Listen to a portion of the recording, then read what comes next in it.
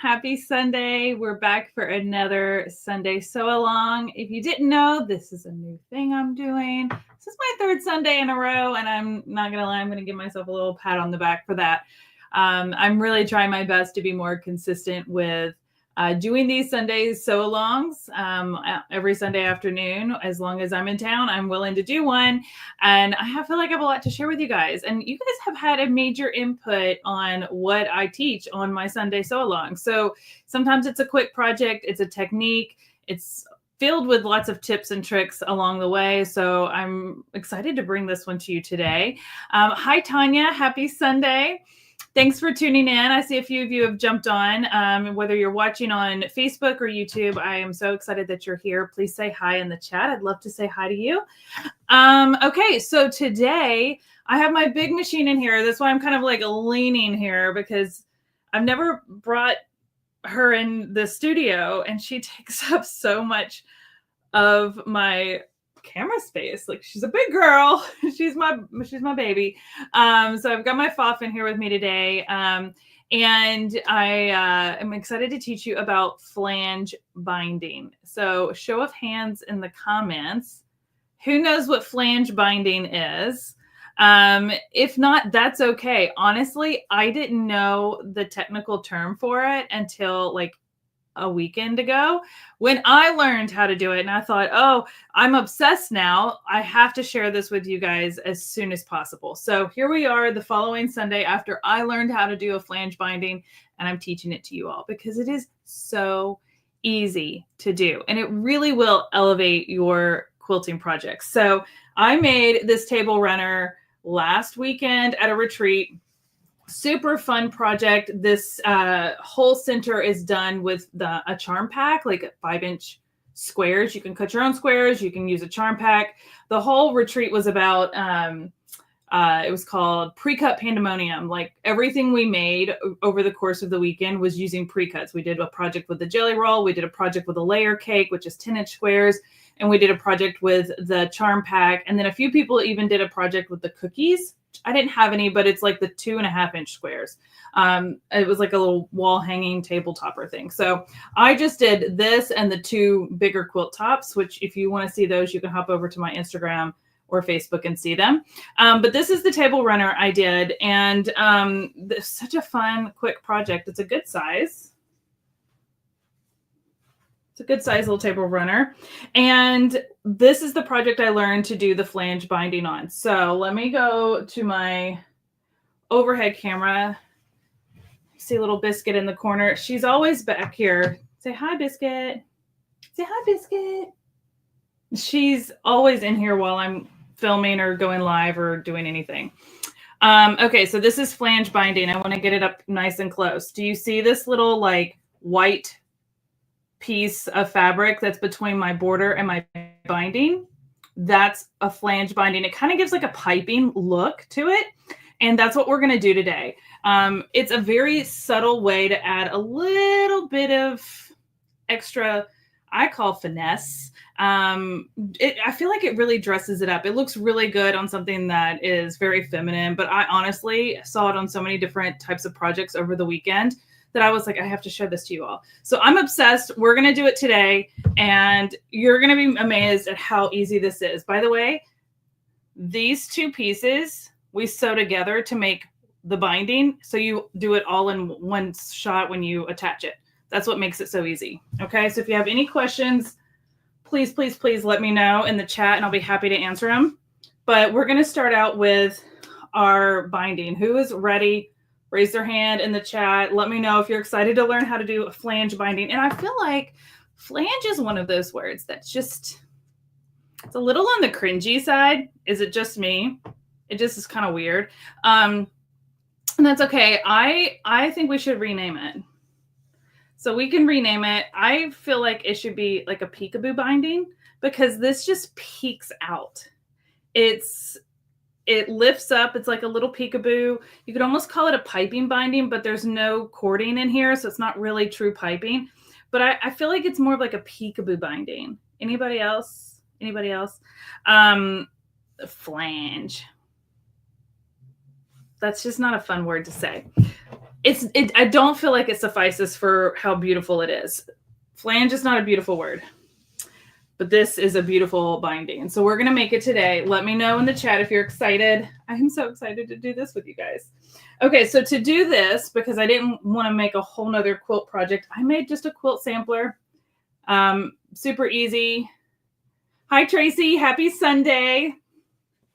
Got a few of you tuning in. I love it when you guys comment in the chat and say hello. Lets me know that I'm not just talking to myself, which is always kind of weird sitting in here in my studio.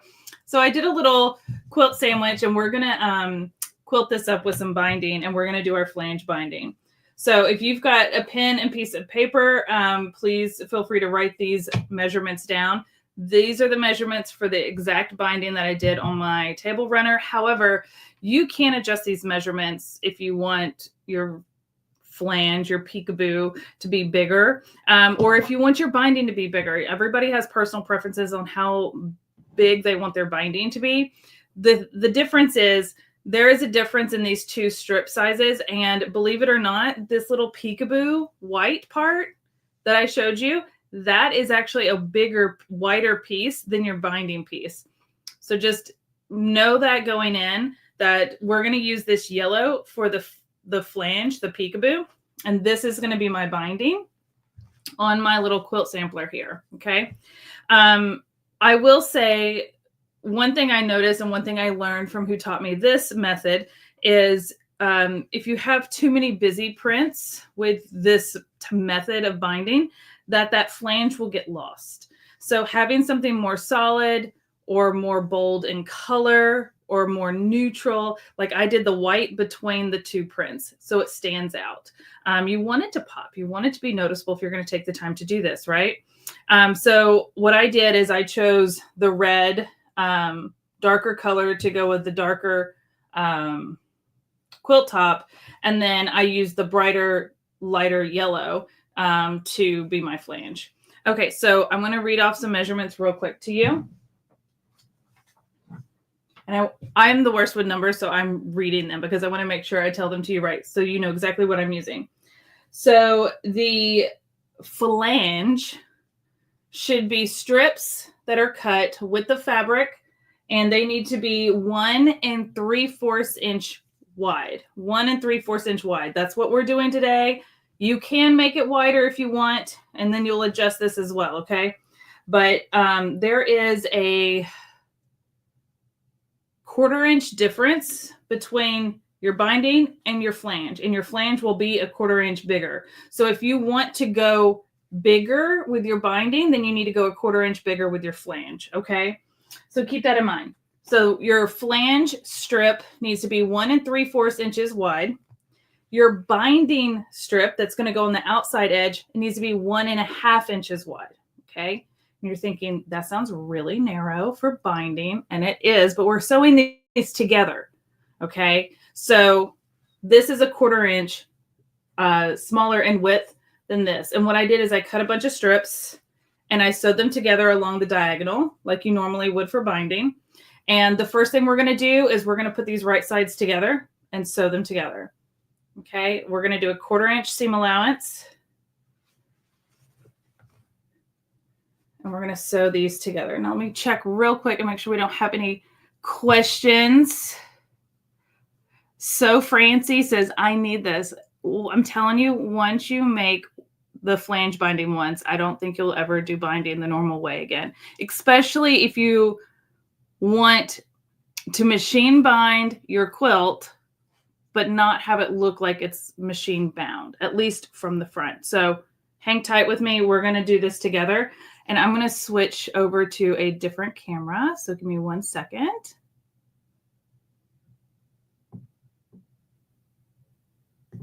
All right, so here's my machine.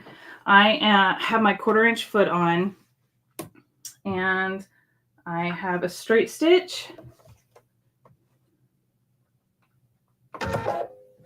And I'm trying to do this with my camera right here, so right in my face. So I'm going to do my best here.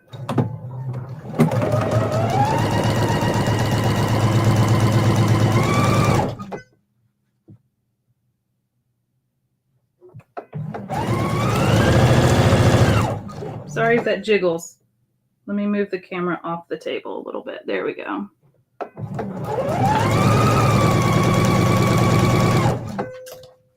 This is my first time sewing with my FOF in the studio, and it's big, so bear with me.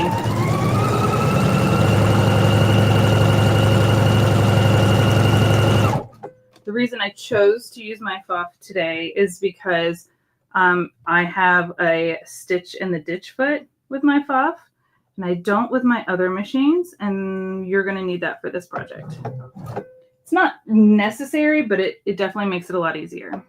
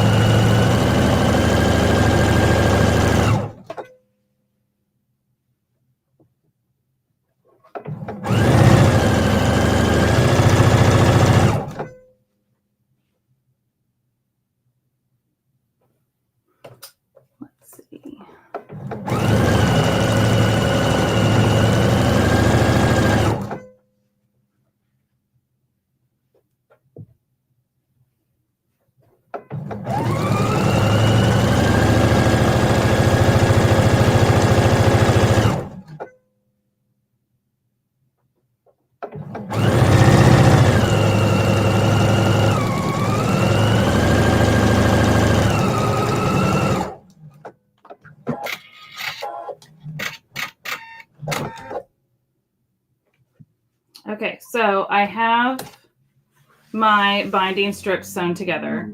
Just a quick reminder for those tuning in now, and Francie, I love that you're taking notes. This is going to be available for replay too. So you take some notes, and then when you're ready to start doing this yourself, you can come back and watch the replay. So we've got this piece is going to be my binding, and it was cut at 1.5 inches wide.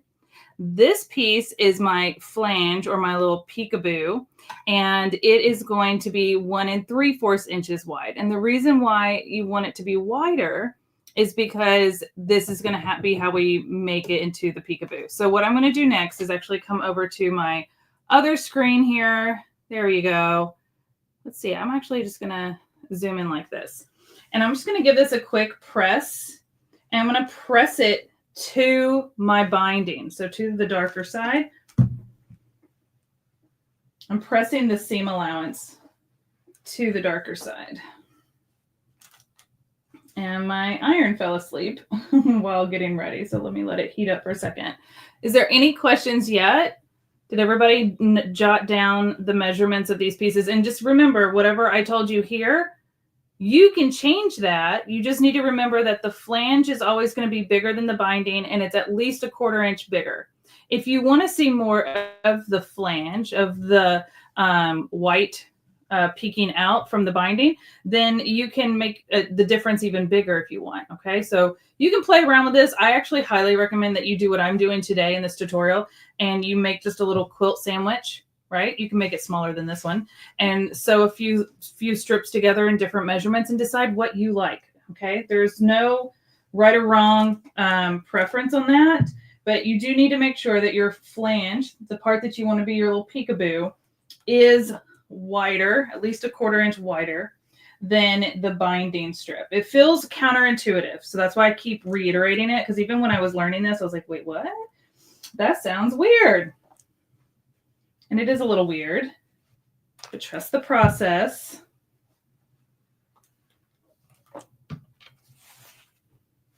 Now, while I'm pressing, I would love to know what you guys are working on right now. What projects are you working on? What are you making? Did you make something this weekend? I would love for you to tell me. Can inspire all of us in the chat. Yesterday, I worked on some quilt blocks that have a lot of applique. I did that yesterday while I was at Sewing Club. So now I'm going to, pressing is really important with this method. So now I'm going to flip it over and make sure that there is no like curling or fold over here. It's really smooth in this press right here.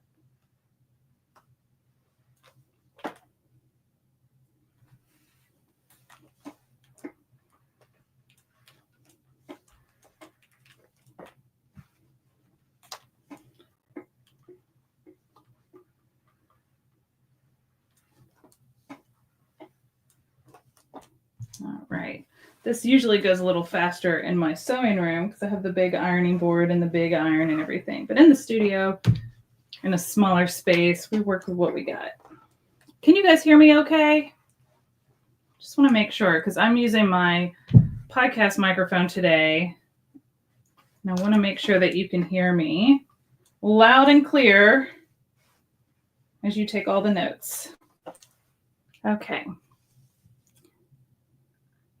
Tanya says she's made some bags lately. Today is a Ray double zip crossbody by Lindsay.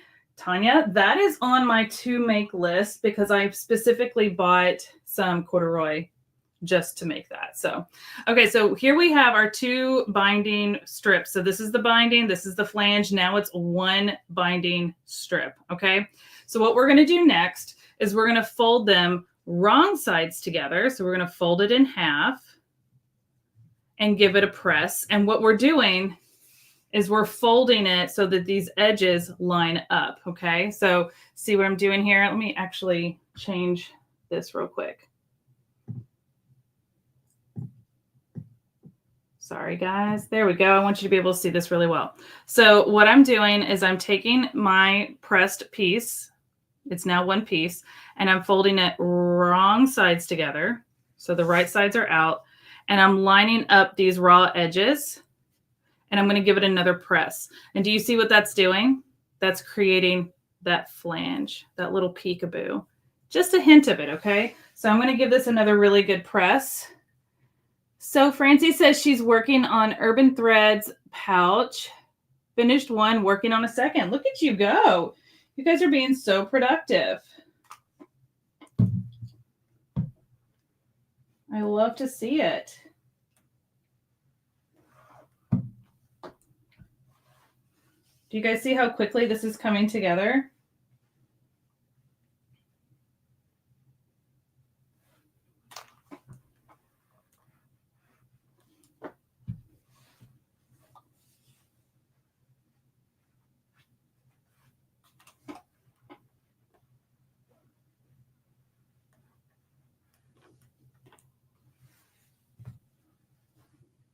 Now I am using some really pretty Riley Blake fabric today. These are leftover scraps from a tote bag that I made using a fat quarter bundle. And so I had these. I always save those like scraps for when I do these kind of like tutorials and stuff because I can just grab what I need to make a little small mini version. And then it's still pretty because I'm using pretty fabrics.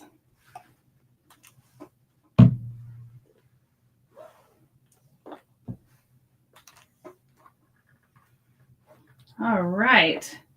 So there is our binding. How pretty is that? Can you see? All right. Any questions so far in regards to this? So Francie says she needs to be finishing a couple quilt tops. I finished quilt tops. I need to quilt them. That's what I need to do. All right. So, all right, you ready? I'm going to actually switch over to camera 2 and show this to you up close. Let me zoom in and move my camera a little bit.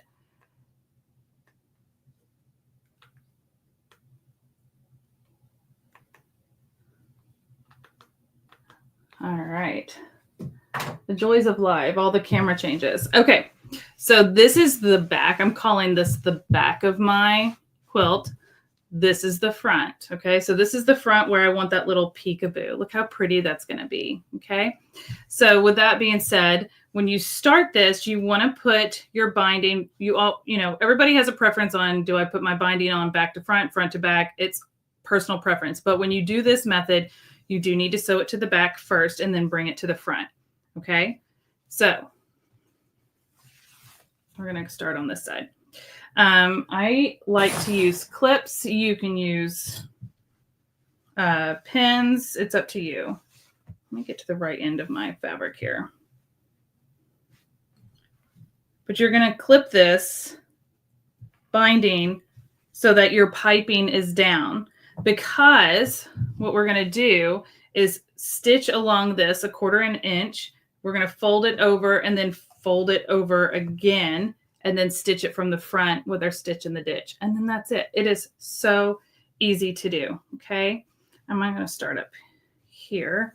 And then I'm going to take you around a corner so you can see how to do a mitered corner with this method as well.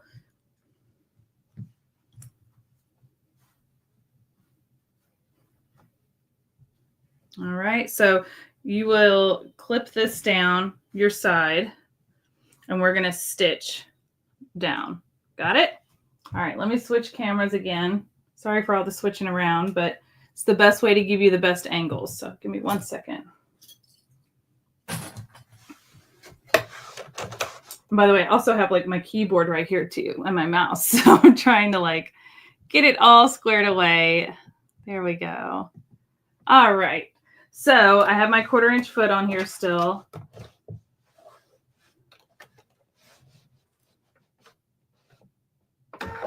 All right. And so I'm just going to do a 1/4 inch seam allowance.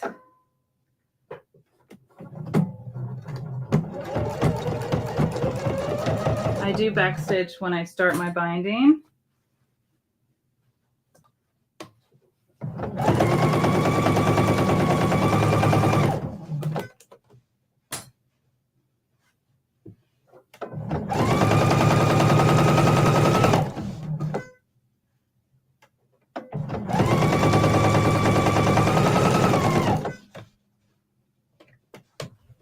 So when I get to the corner, I stop a 1/4 inch in from the corner.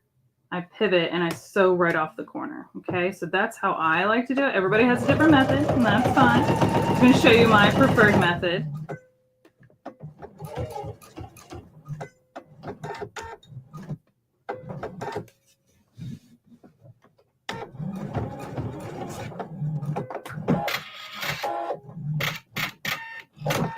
Okay, so I've got down to the corner, and then I will turn my fabric and my binding over here, and I will fold it up at an angle with that stitch. Does that make sense? Can you see that? So I'm going to fold it at the angle of that stitch, okay? And then I'm going to fold it down. So now my edges are lined up again. Does that work? You guys can see that? I'll do it one more time. And I'm going to lay it nice and flat so you can see what it'll look like when you do it right here on your machine, okay? So fold it at an angle. And when you fold it at that angle, you'll have a straight line going here all the way up to your binding, okay? That way you make sure that your angle is to this point, to this corner, okay? And then you fold it down. You're going to leave that triangle in there, okay? That fold is in there. See? Got that wedged in there?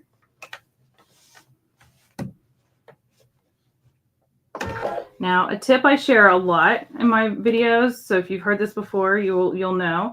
I never start right at the edge of my fabric. I always start in a little bit, and then I back up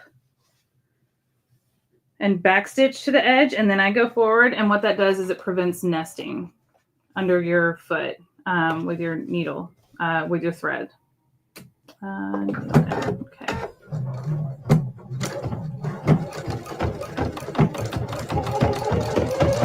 Especially when you've got bulk like this. So we're just going to keep going.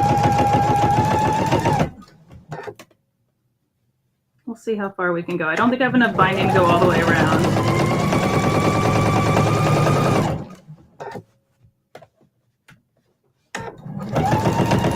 Okay, so again, I'm going to stop at a 1/4 inch in, pivot, and sew right off the corner.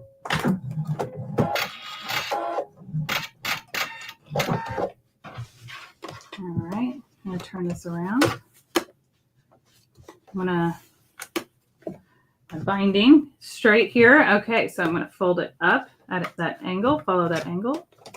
Nice and straight, nice and straight. And then I'm going to bring it down. And my top of this fold lines up with this edge of the fabric, this edge of the quilt, okay?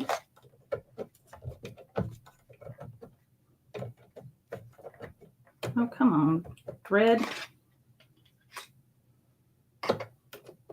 There we go.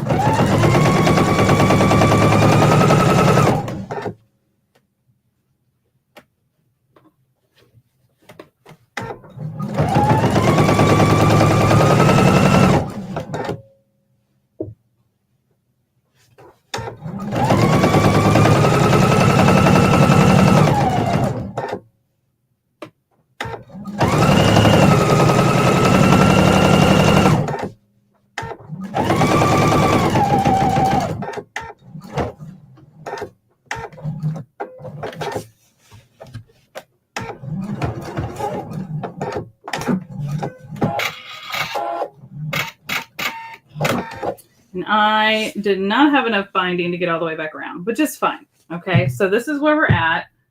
Let me switch to this overhead camera because I want you to be able to see it really well. Okay, so this is where we're at. And I'm going to just switch these two and make this one bigger. There we go. So we've got it attached and we've gone around our corners. And now what we're going to do is flip it. Actually, what I'm going to do first is just trim a few thread tails in these corners so that they don't get in the way in our perfect binding, flange binding. Okay. So what you're going to do now is flip it over to the front and look at, like, we've already got this like perfect little point coming around. Okay. So you're going to flip it. And what I like to do is give it a good press. Okay. So I'm going to come back over here. We're going to give this a quick little press.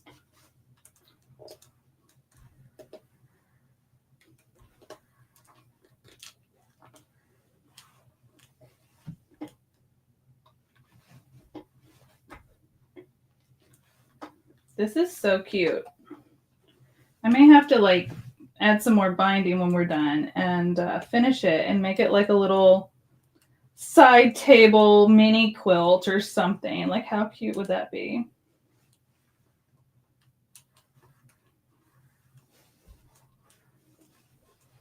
But I can get it started with you guys and show you the whole process and finish it later.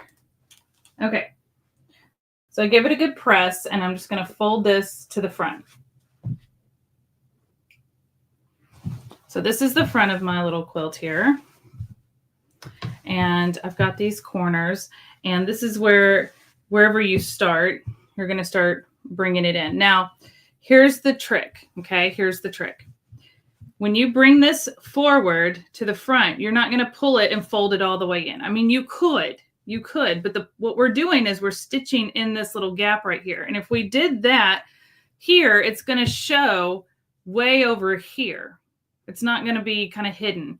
So what I like to do is see where we've stitched before and line this, use this as a line for where I'm going to stitch again, which is in this little ditch. Okay. So we're not pulling it all the way, and that gives us a little bit more even binding front to back. Okay. It's not going to be so tiny in the back and so big in the front. So we're kind of splitting the difference, and I'm lining that up. Now you can choose to use a little glue, a glue stick. It's totally up to you. I like to use clips because what I do is my clip, let me see if I can show this up close. My clip edge, see if I can find one that's not the same color as my fabric. My clip edge hits right at, well, let me try this again. My clip edge hits right where that groove is, And then if I flip my flange up, I can see that it's right on that stitch. Does that make sense? Let me turn this around.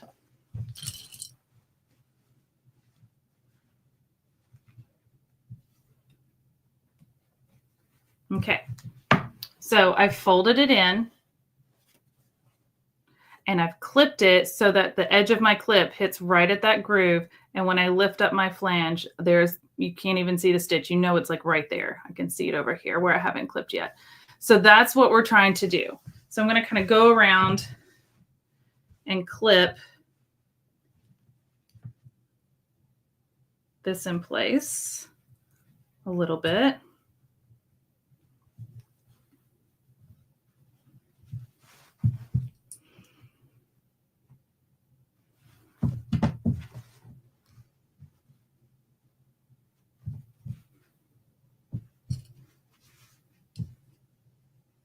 Now, when you get to your corners, I like to kind of clip on both sides of my corner a little bit. It helps kind of guide it into place when it isn't working against, well, that clip just broke. It helps guide the corner into place when it's, already got, it's not working against something on the other side. So when I get to the corners, I just push down into one corner and then I feed it down in the other corner. Does that make sense? I know that's kind of a weird thing to say. You kind of have to finesse it.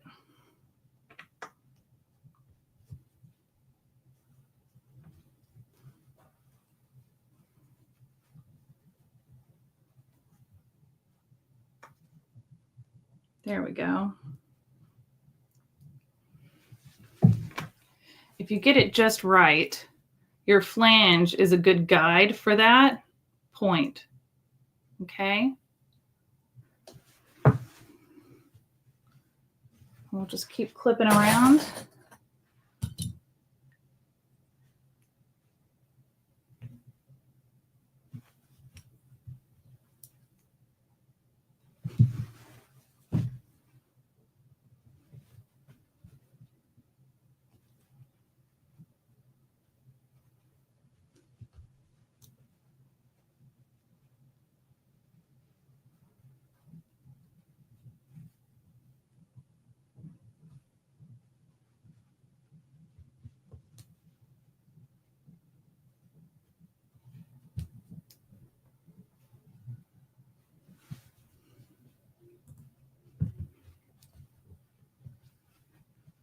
Sometimes you kind of have to fiddle with the corners a little bit. There we go. Sometimes I like to go a different way. And that one broke. I really need to get some new clips. Let's see here.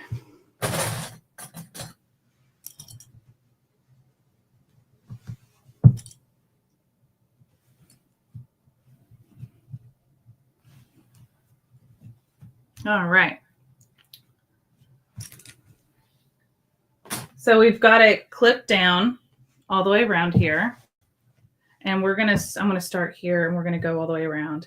Or actually, I think I'm going to start over here. But what we're going to do next is put on a stitch in the ditch foot, okay, on our machine. So let me show you what that looks like. All right, so I'm going to take off my 1/4 inch foot. And there's two options here. I'll show you what you can use, what's recommended. This foot right here, I do my best to show you it. This is because it's clear. This is a 1/4 inch stitch in the ditch. It's got this little metal kind of divide that divides the two right down the middle. And so it'll separate your fabric in the seam and you can hide stitches in the seam. So that's what we're going to use today. Okay. Now there's also, and I don't know if every machine offers a foot like this, but this is a bi-level foot. If you have this, you can use this. It also has that same divide, but it's not right in the center. It's actually to the left a little bit. So if you do use the bi-level foot, check where your needle lands. What I had to do when I used this one last time is move my needle position over about two times to the left so that it was hitting in the, in the right spot when I was sewing. So you can use a bi-level foot or you can use a stitch in the ditch foot, whichever one you have. You could use neither of these, okay?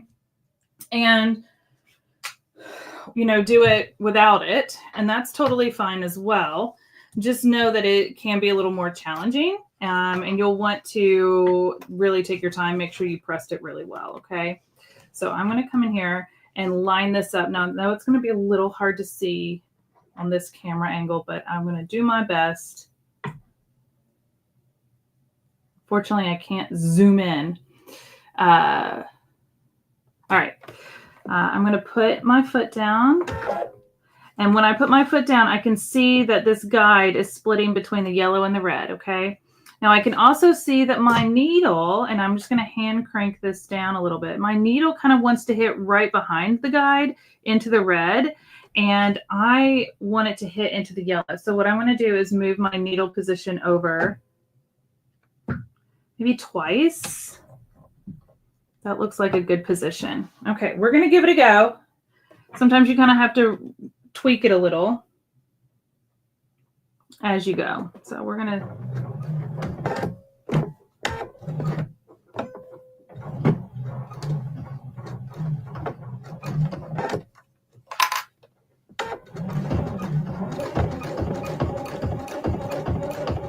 now, as a normally fast sewer, as some of you know, I like to sew really fast. This is one of those steps that if you want it to look really good, take your time. Once you get in the hang of it, you can go a little faster, but if you typically have a lead foot like I do, take your time. I'm just doing a little at a time. I'm using my hands to kind of straighten out and flatten my binding and my flange. And I'm keeping my guide between the yellow and the red. Now, typically when you do this, you want your thread color to match the flange. So it really hides it. I left the white in here, so hopefully you will be able to see my stitches on camera a little bit better. But the whole point is to not see your stitches. We're hiding them between the binding and the flange. And when you do it this way, it can give the look of like a hand-stitched binding because you don't see the stitches from the front, okay? Now you will see them on the back, and that's okay. But everybody looks at the front of your quilt. When you get to this point, you have to go slow. You need to stop right in the corner. So when you turn, this guide should be right between these again.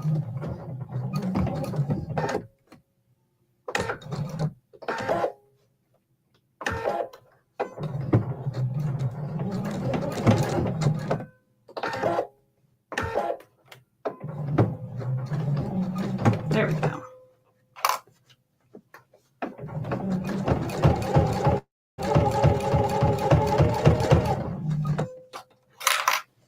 See, I get a little comfortable when I go faster, even with a camera in my face, and I can't really see where I'm going, but we're just going to go for it.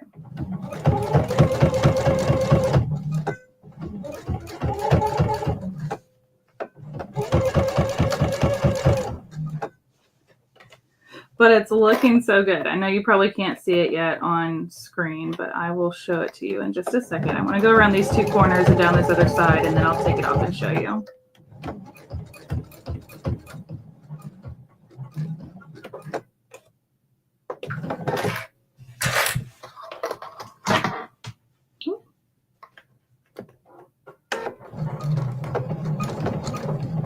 Now, sometimes it gets a little bulky in the corners and you just have to kind of move it ahead. There we go.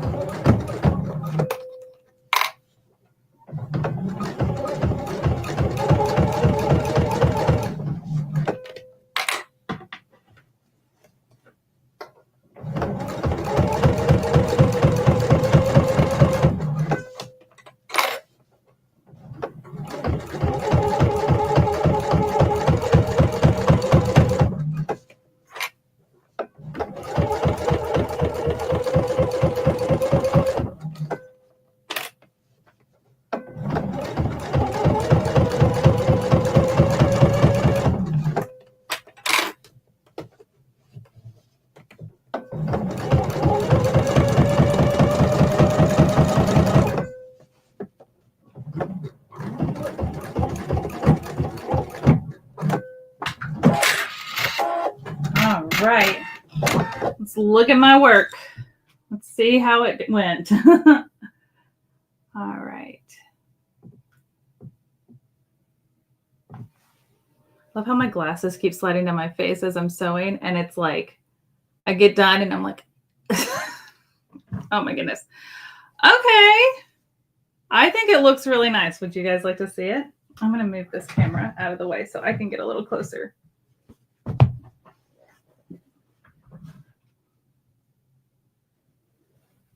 All right.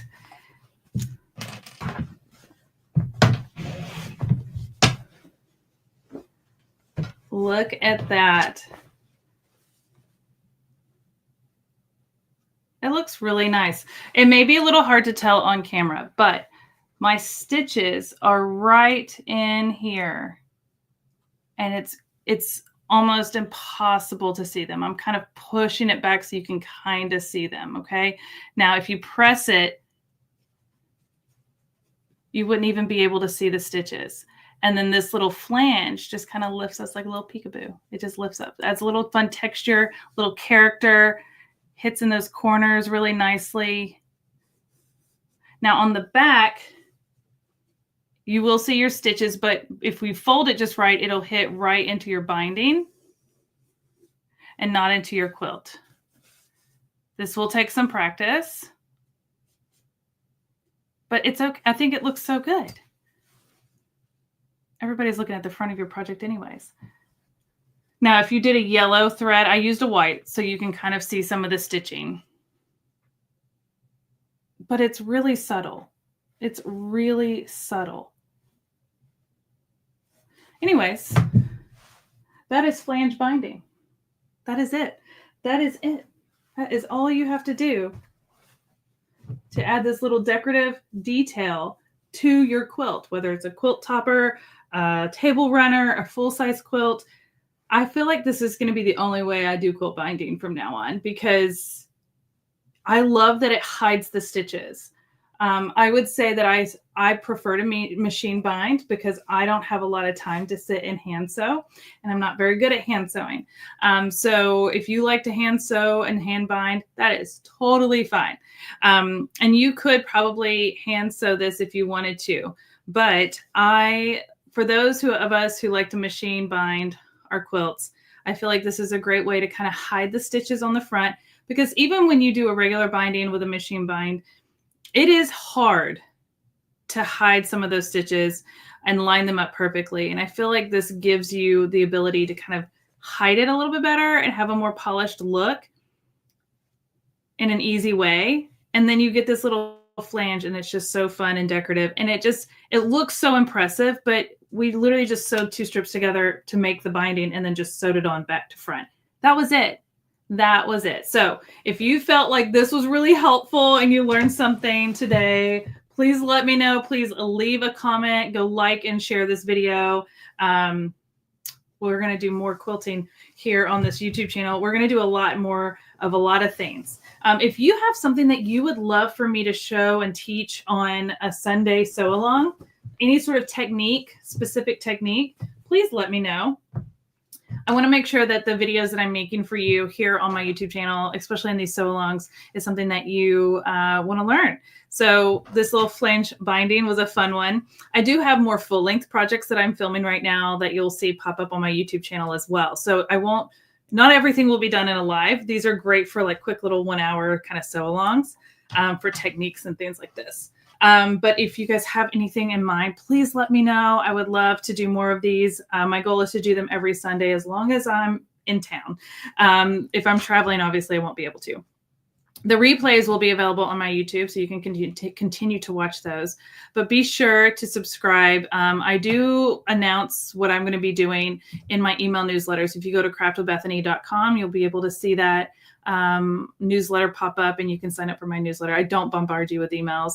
The most I ever send in emails in a week is when I have an event launching, like a retreat or something, and that's it. So other than that, you might get an email from me once a week. That's kind of my goal, but I'm not very consistent. I'm trying to be more consistent with you guys. Biscuit, do you want to say hi?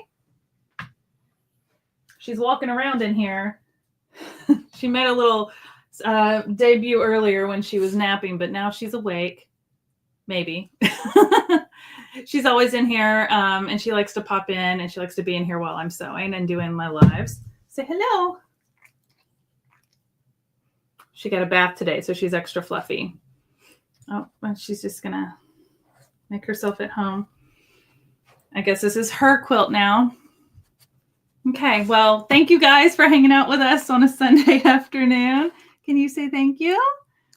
And I hope you enjoyed this tutorial. And if you have any ideas for future ones, please, please, please let me know, and I'll be happy to work on those. And yeah, hi, everybody. Thanks for tuning in. I'm so excited that you love these sew-alongs. That means a lot. Thank you for the compliment on my quilt. Thank you. Thank you for this wonderful refresher. You're welcome, Francie. I can't wait to see what you're making. And if any of you ever try this flange binding, or as we're going to maybe rename it something else, maybe a peekaboo binding, maybe drop some other name ideas in the chat. It's not an official name change, but I just don't love saying the word flange. It doesn't sound as pretty as it ends up looking, right? It's just not the same. But anyways, let's try to rename it. But if you do make a quilt and use this flange binding, please send me a picture or post a picture and tag me in it. I'd love to see it. And until then, happy sewing. Have a great Sunday, and we'll see you later.